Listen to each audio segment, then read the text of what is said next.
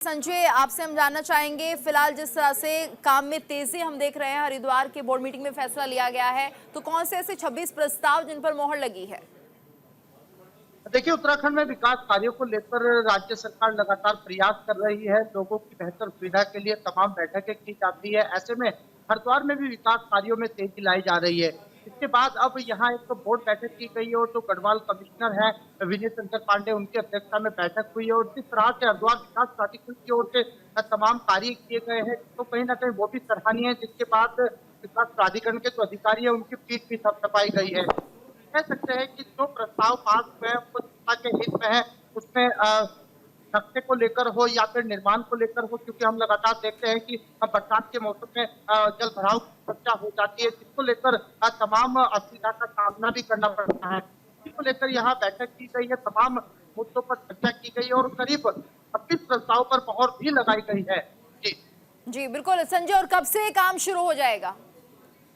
देखिए, लगातार ही हरिद्वार के सौंदर्यीकरण का काम चल रहा है। उसमें हरिद्वार कॉरिडोर हो या फिर तमाम जो योजनाएं हैं उन्हें धरातल पर कैसे उतारना है, इन सब मुद्दों पर चर्चा की गई। और यहाँ के जो पीसी हैं अंशुल सिंह, उनकी अध्यक्षता भी लगातार वो भी लगातार अपने अधिकारियों के साथ तो बैठक लेते रहते हैं, क्योंकि हरिद्वार की सौंदर्यता भी यहाँ कहीं ना कहीं प्राथमिकता है। क्योंकि कई ऐसे कार्य किए गए हैं, उसमें खेल के क्षेत्र में हो या फिर विकास के क्षेत्र में हो, क्योंकि हम लगातार देख रहे हैं कि हरिद्वार में एक के बाद ऐसे निर्माण चल रहे हैं जो कहीं ना कहीं जनता के हितों में देखने को मिल रहे हैं। जी बिल्कुल बिल्कुल। और संजय, हम ये भी देखते हैं कि जैसे अभी माहौल चल रहा है, अभी छुट्टियां चल रही है और ऐसे में ज्यादातर लोग हरिद्वार पहुंचते हैं, तो एक पर्यटन स्थल तो है ही, इसके साथ साथ धार्मिक स्थल भी है। अगर यहाँ पर हम समझे कितना समय इस कॉरिडोर को बनाने में लगेगा, क्योंकि जितनी जल्दी बनेगा उतनी ही जल्दी लोगों के लिए सुविधाएं होंगी। देखिए, हरिद्वार एक ऐसी नगरी है, देश की धार्मिक राजधानी भी हरिद्वार को कहा जाता है और धर्म के क्षेत्र में समय समय पर यहाँ योजनाएं भी देखने को मिलती है। ऐसे में जब हरिद्वार हर की जो कॉरिडोर है वो कहीं ना कहीं बन जाएगा तो लोगों को बहुत फायदा होने वाला है। क्योंकि आज के समय में जब देश के कोने कोने से वहां लोग पहुंचते हैं, पर्यटक पहुंचते हैं, तो कहीं ना कहीं उन्हें जाम का सामना करना पड़ता है। लेकिन ये कॉरिडोर बनने के बाद यहाँ जाम की स्थिति से निजात मिलेगा और जो पर्यटन क्षेत्र है यानी जो रोजगार है उसमें भी कहीं ना कहीं बढ़ावा होगा। इसको लेकर व्यापारियों के जो चेहरे हैं वो भी खुश हैं और पूरी तरीके से जो कार्य है जल्द से जल्द शुरू होने वाला है।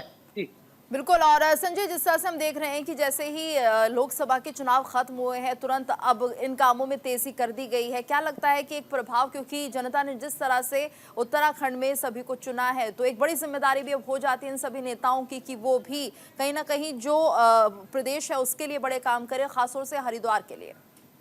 निश्चित तौर पर जितु चुनाव कोई भी हो, विधानसभा चुनाव हो या लोकसभा चुनाव हो, चुनाव में तमाम तरह के मुद्दे रहते हैं और प्रत्याशी तमाम तरह के जनता से वादे भी करता है। और अगर हरिद्वार की बात की जाए तो हरिद्वार में जिस तरह से पूर्व मुख्यमंत्री त्रिवेंद्र सिंह रावत को यहाँ जनता ने मौका दिया और भारी बहुमत से यहाँ जीत भी हासिल की है। हालांकि त्रिवेंद्र सिंह रावत ने प्रेस कॉन्फ्रेंस करने के पश्चात बताया भी था कि जो जनता से वादे किए हैं उन्हें जल्द से जल्द पूरा किया जाएगा।